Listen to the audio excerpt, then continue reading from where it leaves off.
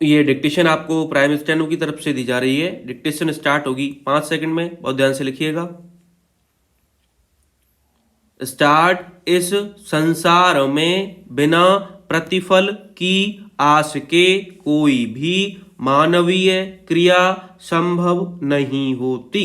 इस तथ्य को वैज्ञानिक नजरिए से भी समझा जा सकता है कि हर क्रिया की प्रतिक्रिया होती है।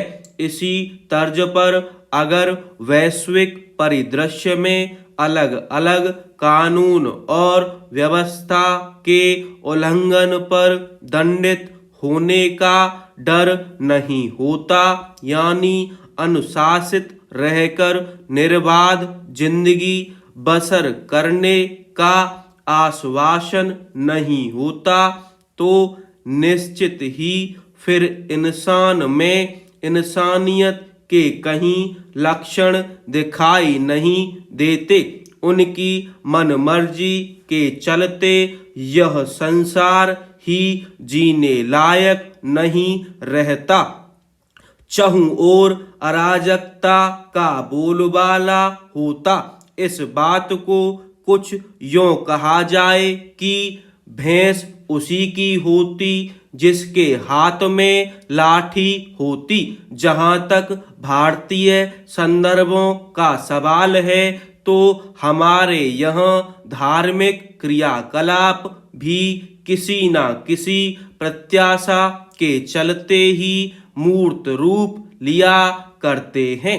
अगर धर्म ग्रंथों में स्वर्ग या नरक की अवधारणा का उल्लेख नहीं होता, तो सांसारिक भवसागर से पार जाकर जन्म मरण के झंझट से मुक्त होने का आधार नहीं होता, और पाप और पुण्य की अवधारणा पर जोर नहीं दिया गया होता, तो समाज का आज जितना कुछ उज्जवल स्वरूप दिखाई देता है, शायद ऐसा नहीं हो पाता।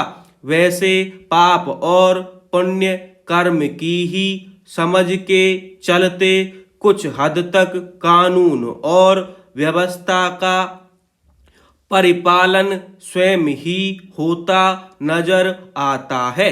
सामाजिक जनजीवन में भी तथाकथित निस्वार्थ भाव से परोपकार के चलते भी कहीं ना कहीं किसी ना किसी अंश में श्रेय लेने की प्रतिस्पर्धा दिखाई देती है। कभी कभी तो धन शक्ति की प्रबलता के चलते उमड़ रही श्रद्धा का मूल्यांकन भी अर्थ त्याग करने के आधार पर ही किया जाता है। इसमें भी परलोक सुधारने के भाव दिखाई देते हैं।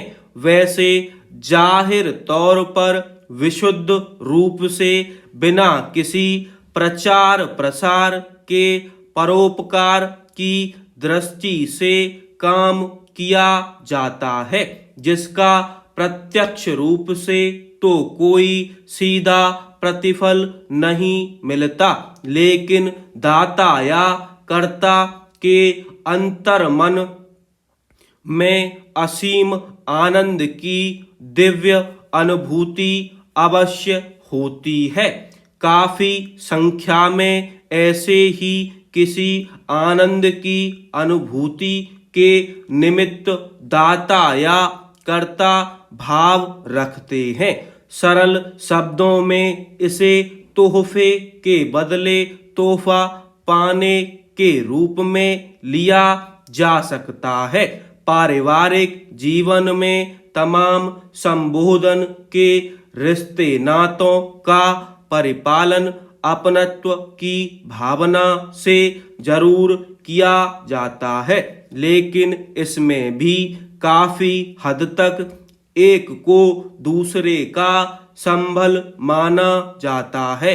वैसे वंशानुगत रिश्ते भावनाओं से परे होते हैं, जिसमें लोक लाज और लोक व्यवहार के पालन की भी भावना होती है।